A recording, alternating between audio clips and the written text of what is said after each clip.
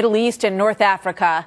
A look now at Cairo, where protesters have set fire to a car and have been clashing with police near the U.S. Embassy. As this chaos continues to unfold today, there are some new calls to rethink the aid that the U.S. sends to Egypt and Libya in the face of all of this chaos that we're watching on the streets. From fiscal year 2010 to 2012, the U.S. gave Libya over $200 million, and much more went to Egypt, some $3.2 billion for fiscal years 2012 and 2013.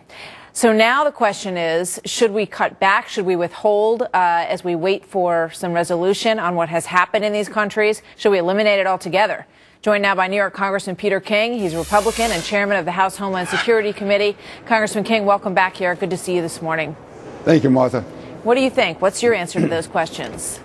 First of all, Egypt has acted disgracefully. President Morsi has been an apologist for the Muslim Brotherhood. He failed to do the most basic requirement, and that was to protect the American embassy. And you're right, they've gotten billions and billions of dollars in aid from the United States. And I saw a transcript of the President Obama's conversation with President Morsi this morning, when again the president expresses regrets about attempts to denigrate Islam.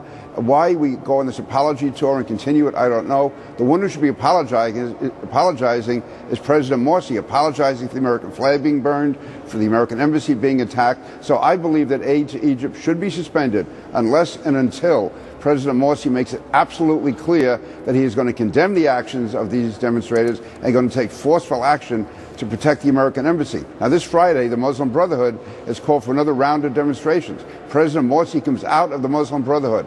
He is in a unique position to denounce those demonstrations, say they should not occur, and if there's any lawlessness whatsoever, they will be prosecuted to the fullest extent of the law. So I do believe that aid to Egypt should be suspended, or at least the threat to suspend it, unless there's an immediate response by Egypt. As far as Libya, there really is no government in Libya. It's a new government. My understanding so far, and I was briefed on it this morning, is the government did attempt to protect Americans and not do a good job of it.